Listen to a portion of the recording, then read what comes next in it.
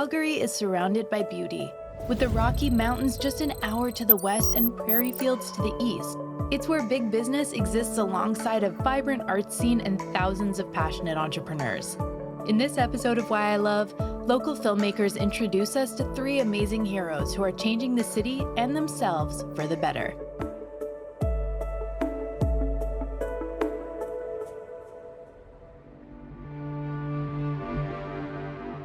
Kyle Young Pine grew up in Calgary, distant from his customs and traditions. Fancy feather dance brought him a deeper connection to his ancestors and his truest self.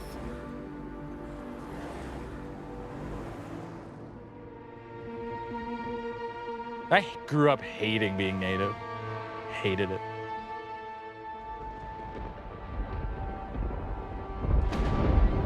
Being raised in the Western world, I never felt included. There was always a piece of me that never felt like I belonged. So easy to pick on visible minorities, right? You dirty Indian.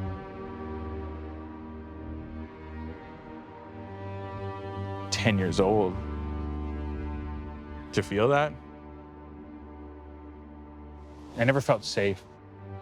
Kyle Young Pine, a local Indigenous fancy dancer.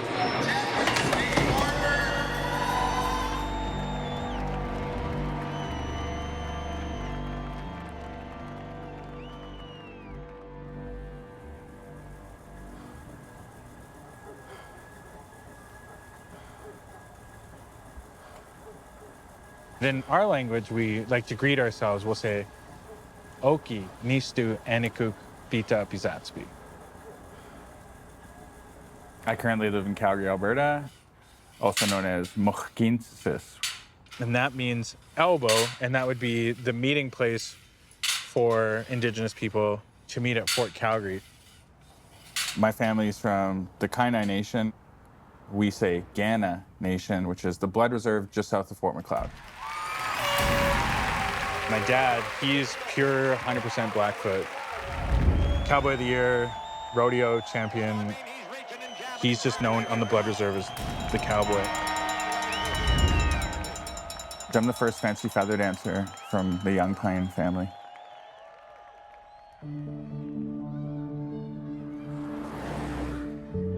I grew up in a pretty gnarly household, I guess. My parents had separated when I was really young. My dad, he was really trying to find himself within that time.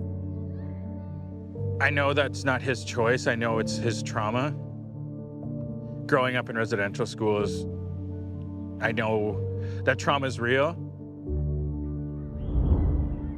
My mom was also in addiction herself, so if she couldn't care for herself, how could she care for me, right? That wasn't my mom when she was drinking. She had trauma. She told me about her childhood so many times, and it was just hell growing up in her house. And she didn't have the tools to fix herself.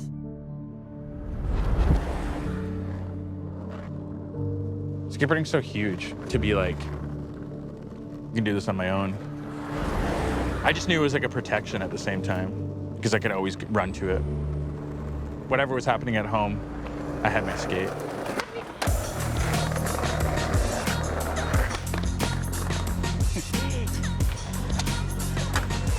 It's a thing of its own, and people who don't skate don't understand skating. It's like a family where we have that connection. I just became obsessed with it. Where I'd be in school, all I was thinking about was skating. Other things were important, but not as important as skating. That sort of built confidence for myself. Like, if you want something bad enough, you can do it. And that was skateboarding for me. I started skating in contests.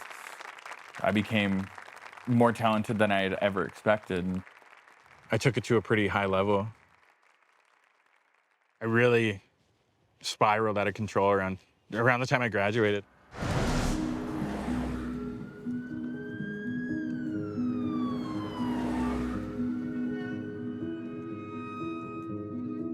I never thought I would come to that place in my life to be experimenting with like hard drugs and pills and like cocaine, but maybe I looked for those outlets like that I didn't get at home. No repercussions. I didn't really have responsibility to sort of like focus on more than that. So I would party and I would miss work and I wouldn't even call in, and nothing was more important than getting my next fix. That was normal. I didn't know what addiction was. No one was there to help me with it, right? I had to do this all myself. I lost everything.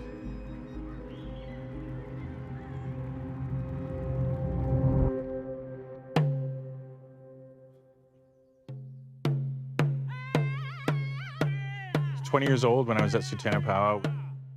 I didn't go back to the powwow probably like 13 years. And Friday at 7 o'clock, grand entry started. The lights are on. Everyone's there. And I was just like so frustrated. I was in addiction at the time. I felt like at home again at that powwow. At the same time, I was just like, I know nothing about this.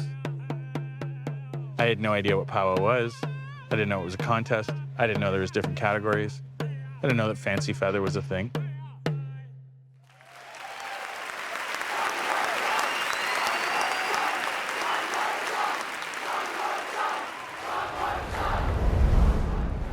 Dancing bug's always been there for me, right? I've always had it in there to become a dancer, but my mom was non-Indigenous, essentially. She was raised the Western way, and we were raised the Western way, so there was no culture.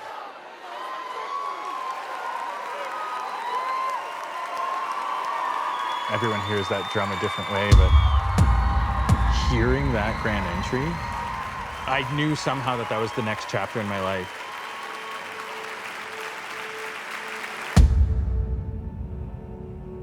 It's hard to explain what happened in that day, right? What I felt in my heart, I guess. It was just like connecting with my culture. That was sort of like me coming out of that like cocoon. And that's all I did for about 3 years was dancing grand entry. It wasn't about registering to get into the contest. It wasn't about dancing to actual fancy feather songs. Being out there, no matter what I looked like, it was just like, I'm doing this. I'm doing what I was born to do.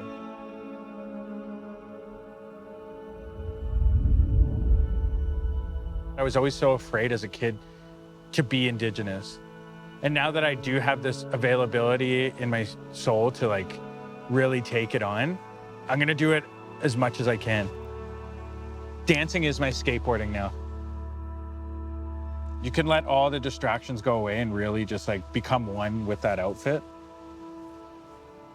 You're free.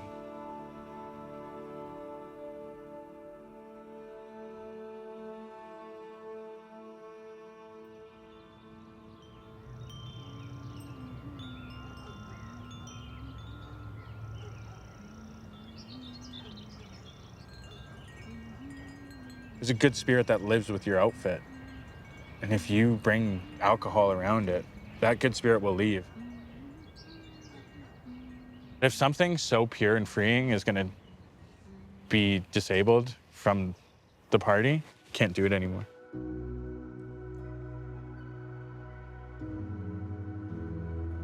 If I didn't have that distraction of like partying and stuff, like I had full control. What other things can I bring into my life that are so amazing that can make that look like poison? I look at those moments in my life and I don't ever want to be in that situation again. I'm so proud of who I am, and my journey's not over.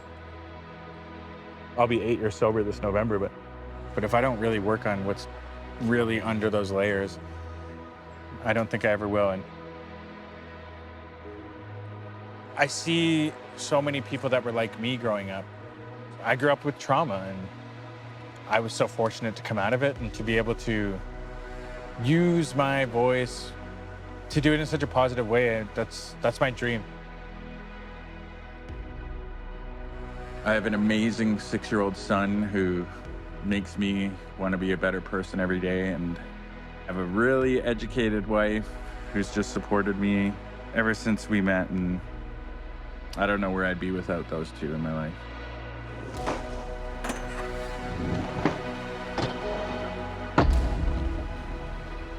POW is a celebration of just Indigenous people and family and community and relationship. My mom passed away April 17th in 2016. My mom would always say, like, that outfit was made with love. You treat it with love. You don't get angry in it. You put it on with a good heart. And that's why I'll still dance. That's why I'll still dress up. Because I'm gonna keep that spirit alive.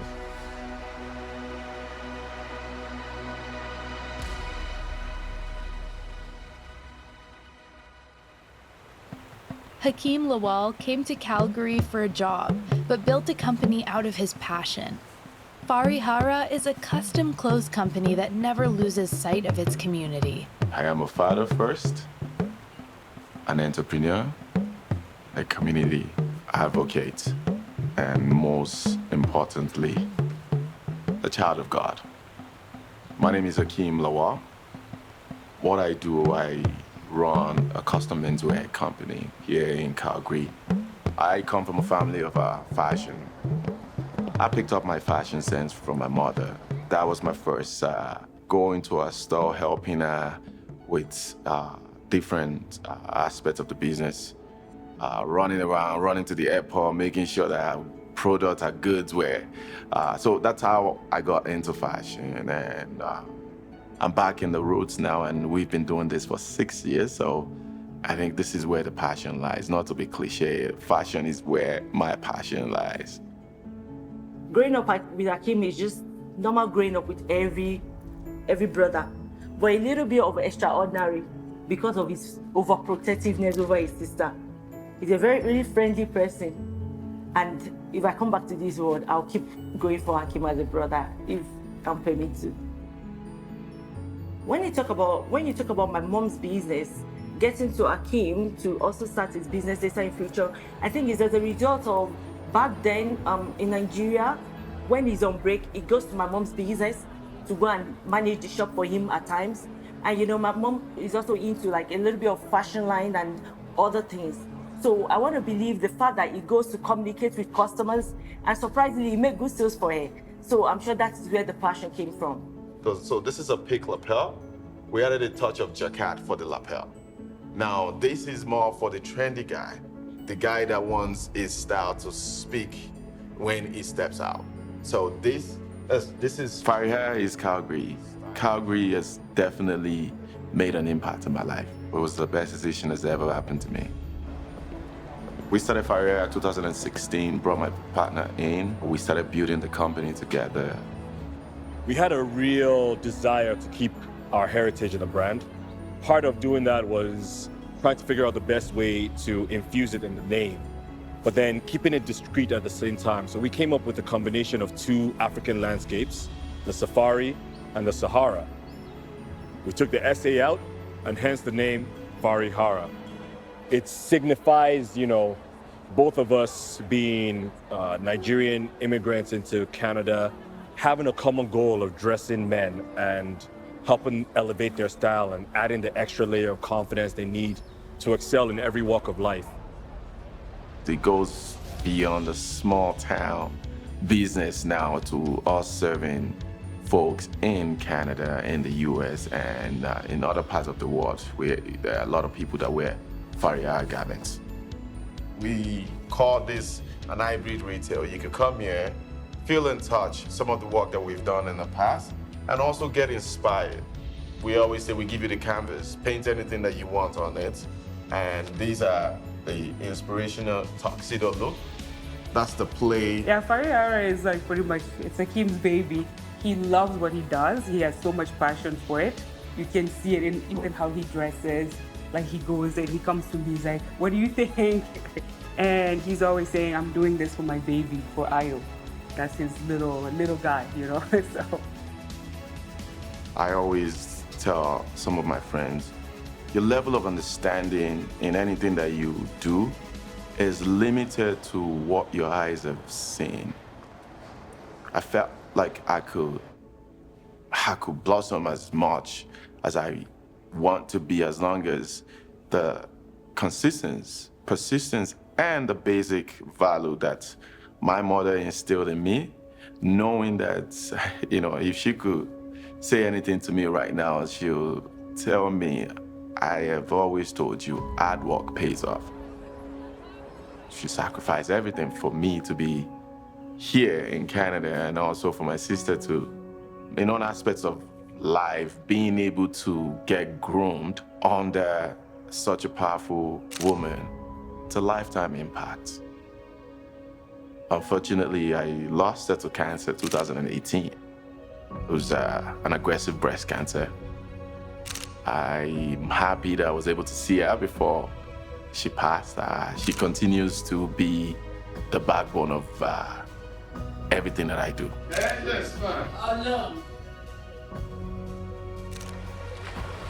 Knowing what my mom went through when she came here, I did the different research that I could do to try to see how can I at least help to limit the pain, to say the least. She didn't want to put that burden on us. And it's easy for those who have cancer to not want to put burden of expenses on their family members. I thought about using that fashion show as an opportunity to shed light on women going through breast cancer, to be specific. I feel the emphasis that is placed on breast cancer awareness, we need to level that up to the emphasis that is placed on financial relief or any type of relief for women living with breast cancer, and that's what Wings of Hope does. We dedicated all the ticket sales, everything. We use that as an opportunity to raise money and create awareness. And I made up my mind that whatever there is within my power, however way, to make sure that I help. My story is just a chapter in the book of every immigrant living in Calgary. What I think about before I leave the house is always putting my best foot forward, knowing somebody could be inspired by you being the best version of yourself, being able to connect with people, just being able to add value, no matter what that means, no matter how small or how big, being the best version of yourself. So that is what motivates me, and that's what really gets me going.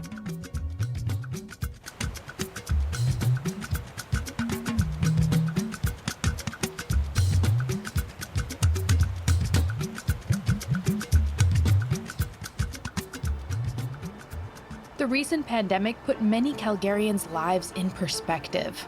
Entrepreneur and advocate Sean Crump is hoping it's an experience that won't soon be forgotten. I think during the pandemic, people started realizing, or it came to everyone's attention, how impactful and how detrimental it is to somebody's mental health to be isolated.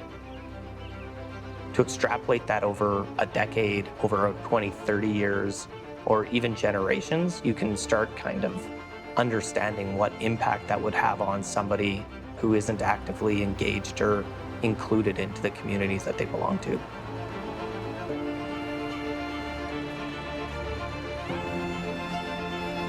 I wanted to become more of an advocate after seeing people and the obstacles that they had to overcome. I often had a group of friends or people around me that helped me overcome any barriers that did exist and made sure that I was involved. So I was very fortunate. Facilities that I lived in after coming out of the hospital, and it was discouraging to see somebody day in and day out sometimes not even get out of bed or not leave their room.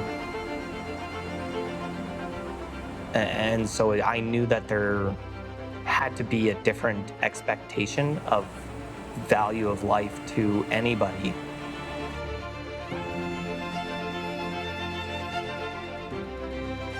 we often refer to individuals as TABs, which are temporarily able-bodied individuals.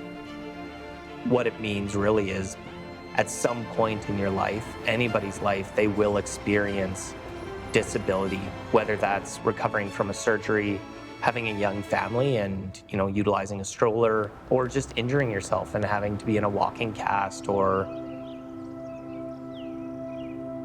I think we see progression made in playgrounds. We're seeing more curb ramps exist, but in the spaces they don't, they still prevent individuals from, accessing a space. Construction's taking place and there isn't a space to easily, navigate around, so you have to backtrack. Universal design is an amazing thing. It's meant to be designed so everybody can use that feature. Ramps exclude no one. Quality, we should all be able to go the same way, enter the same spaces continually, regardless of ability. After I injured myself, I would always think people were making assumptions and noticing me, so I would often sit off to the side or in a corner or somewhere where I could kind of hide the fact that I was in a wheelchair. The best way for me to kind of adapt and become comfortable in a chair was to stop thinking about what people's maybe impression or what their first impression of me may have been, and really just try and exude confidence in me. So find out about me as Sean, and then find about Sean in a wheelchair. Christine and I met over 10 years ago, been dating since. Yeah. So we're really excited. We have a lot to look forward to. We're expecting our first child in November. Hello, I'm new here. Outside of building a business and kind of growing that, we've also been growing our lives together, and started out with a little dog, and now we've got a little human coming, and yeah, we're thrilled. Those aren't yours. No. My quality of life, in my own perception, should not be the exception. It should be the norm. Everybody should have the life that they see themselves having, or their children should have the lives that they envisioned their children to have before meeting that child or finding out about a disability that may exist within that child. I think that there should be, still opportunity, still future and excitement to that life instead of remorse and worry. Started Universal Access back in 2017, and we've merged with another business. And from that merge, my partner and I co-founded Included by Design. So we've moved away from strictly looking at physical accessibility independent from disability inclusion, and really started looking at how accessibility is the first step to creating inclusive spaces that allow economic advantage to businesses and builders and other pieces. So Garrett will respond first. Is that you can answer the question about should we set up a meeting? There's the report portion that needs to be done, which will identify people living with disabilities make up about 20% of our population, and by not having adaptive environments for people to work, or spaces that people can go out and enjoy whatever's being offered from that space, you're essentially decreasing your opportunity by that 20%. So when you look around restaurants or you look around, spaces and communities, do you see that being properly represented kind of in and about where everybody is, and that exclusion isn't acceptable any longer? I have a very fortunate life. There's been ups and downs, and it really is about overcoming the things that are put in front of you to get to where you want to be. Calgary is home to many passionate community advocates, like Sean, Kyle, and Hakeem. Who inspires you in your community? Tell us about them at communitycontent@telus.com. We will see you soon.